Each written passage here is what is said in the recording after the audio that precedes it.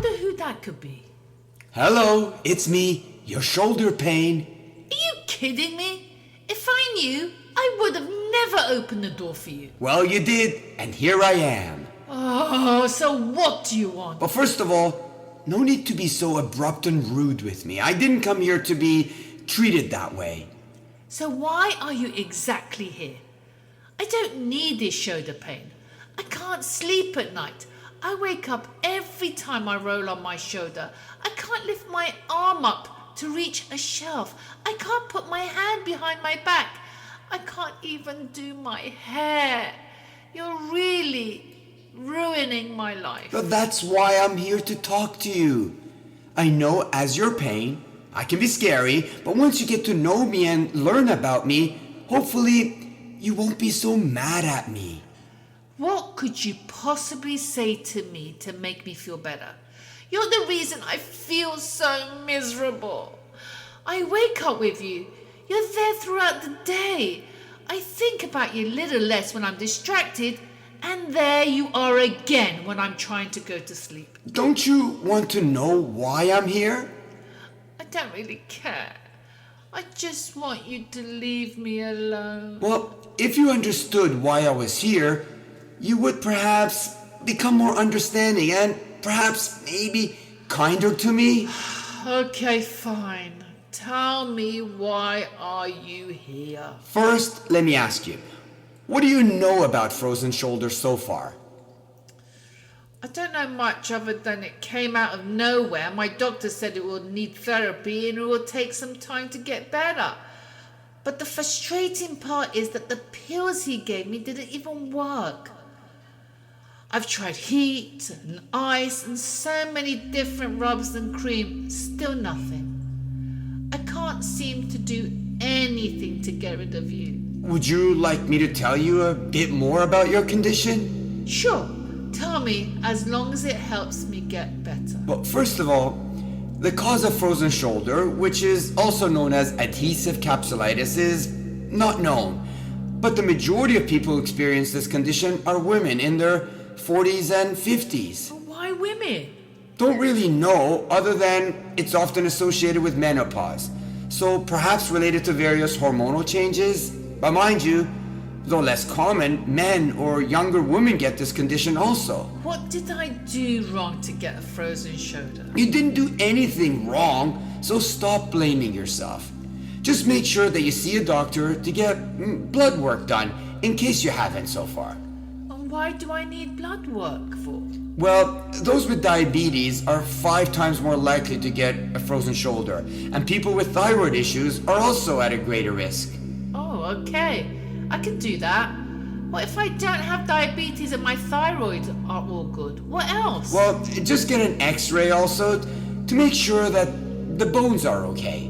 There's nothing on my x-ray, so what's wrong with my shoulder? Well, I'm just trying to assure you that frozen shoulder is not exactly a shoulder problem. It's an issue with the whole system in the body. That's why the risk factors are menopause, diabetes, hypothyroidism, or even alcoholism. If it's not my shoulder, then why do I constantly feel pain there? Well, it is technically a shoulder issue, but it's not your shoulder's fault. Your shoulder is basically inflamed for no good reason other than the fact that your immune system feels it wants to cause inflammation there. And as you already know, inflammation is painful and makes the ligaments in your shoulder stiffen up and almost glue together. So that's why it's called adhesive capsulitis. That's why it's stiff. So what is capsulitis? Well, any word that ends with itis means inflammation. So the capsule, which are the ligaments that hold your shoulder together, are inflamed. That's why it's itis.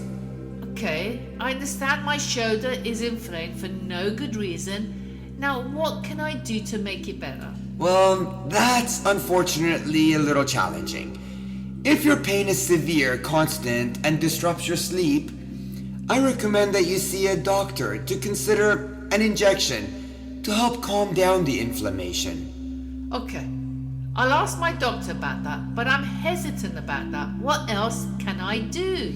Well, you should see a physical therapist who will prescribe you the right exercises.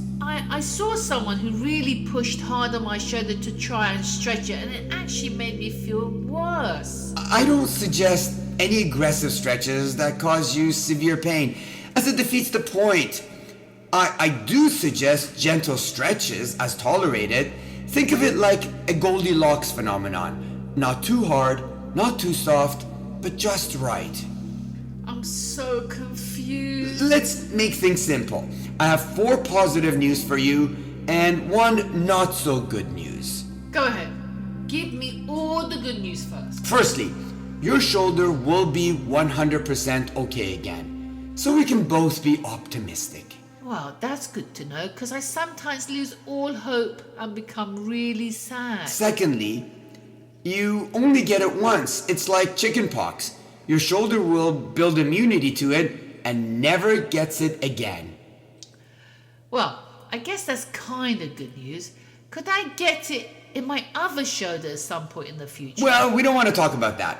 Let me tell you the third good news, and that is that since there's no injury to your shoulder, by using it, you're not going to damage anything. I feel pain with almost anything I do with my arm, and sometimes I get a sharp pain when I accidentally move quickly.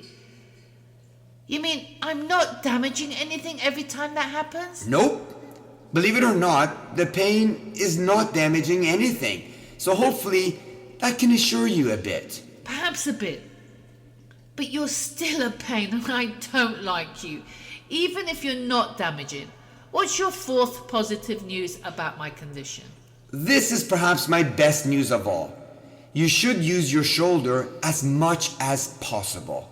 It's actually the best treatment for it. How can I use it if it hurts so much? Use it to do simple tasks such as turn the light switch on and off. Open and close doors with it. Do your best to brush your teeth and your hair with it, even if it is difficult. The more your brain focuses on using the arm, the better the recovery. What if I just rested it? You probably already know rest doesn't really help. Think of it. Does your shoulder feel better the first thing in the morning after it's rested? Well, no. It usually feels worse. There you go. The worst thing we could do is, hypothetically speaking, put your arm in a sling for 6 weeks and not move it. That would in fact be disastrous for you. So what else can I do? Well, you can do your best to do general aerobic exercises to stay fit and mentally strong. Use a stationary bike or go for walks. And as much as you can, focus on intentionally swinging your arms instead of protecting it by your side. You know what? I don't mind doing light stuff with my arm or swinging it while I walk, as long as I know I'm not damaging anything. Not only are you not damaging anything, you're actually speeding up your recovery. Go ahead. You've told me your 4 positive news. So what's the bad news? Well, the not so good news is that recovery from frozen shoulder is unpredictable. We just don't know how long the inflammation will last, but takes usually several months.